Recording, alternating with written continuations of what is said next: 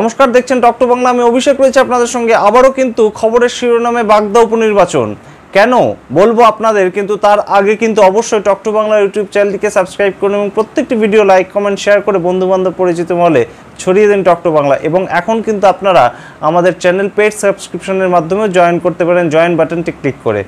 আসছি খবরে।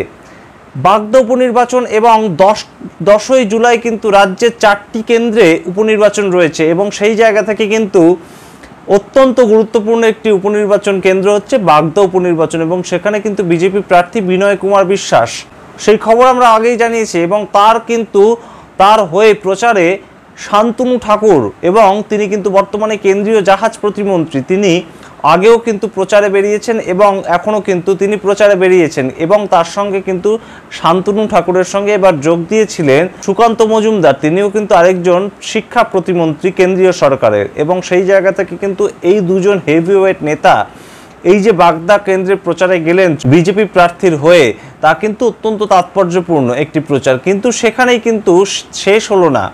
তার কারণ এই যে প্রচার, তার মাধ্যমেই কিন্তু অত্যন্ত কড়া বার্তা দিলেন পুলিশকে খোদ শান্তনু ঠাকুর, বিজেপি এমপি বনগাঁ কেন্দ্র থেকে তিনি। এবং সেই জায়গা থেকে কিন্তু তিনি কেন্দ্রীয় মন্ত্রী, একজন অত্যন্ত গুরুত্বপূর্ণ গুরু দায়িত্ব তিনি পালন করছেন এখন। এবং গত 5 বছরেও কিন্তু তিনি কেন্দ্রীয় মন্ত্রী ছিলেন, কেন্দ্রীয় প্রতিমন্ত্রী। সেই জায়গা থেকে কিন্তু তিনি আজকের যে এই মিছিল, প্রচার মিছিল, সেইখানে দাঁড়িয়ে সরাসরি পুলিশকে আক্রমণ করতে পিছুপা হটলেন না। তিনি কিন্তু বললেন যে পুলিশ যদি মানুষের বাড়ি বাড়ি গিয়ে হুমকি দেওয়া বন্ধ না করে, পুলিশ যদি মানুষের বাড়িতে গিয়ে ডিস্টার্ব করা বন্ধ না করে, তাহলে কিন্তু তারা থানা ঘেরাও করবে। এবং বাগদা কেন্দ্র কিন্তু আমরা আগেই জেনেছি যে বিভিন্ন জায়গা থেকে কিন্তু অত্যন্ত তাৎপর্যপূর্ণ এই উপনির্বাচনের ক্ষেত্রেও। কারণ বাগদা কেন্দ্রে বিজেপি বনাম বিজেপি এক লড়াই শুরু হয়েছে। কারণ বিজেপির তরফে কিন্তু সত্যজিৎ মজুমদার বলে এক ব্যক্তি, তিনি নির্দল প্রার্থী হিসেবে দাঁড়িয়ে পড়েছেন, কিন্তু প্রচার করছেন বিজেপির পতাকা নিয়ে। সেই খবর করেছিলাম আমরা। কিন্তু তার মধ্যেই কিন্তু আসল যে বিজেপি, অর্থাৎ কেন্দ্রীয় বিজেপি যাকে প্রার্থী হিসাবে দাঁড় করিয়েছে, তিনি কিন্তু মতুয়া সম্প্রদায়ের একজন সদস্য এবং বিনয় কুমার বিশ্বাস, তিনি কিন্তু ওখানকারই ভূমিপুত্র বলে দাবি করছেন নিজেকে। এবং তার সঙ্গে কিন্তু বিজেপির আরেকাংশ মেনে নিতে চাইছেন না তাকে ভূমিপুত্র হিসাবে।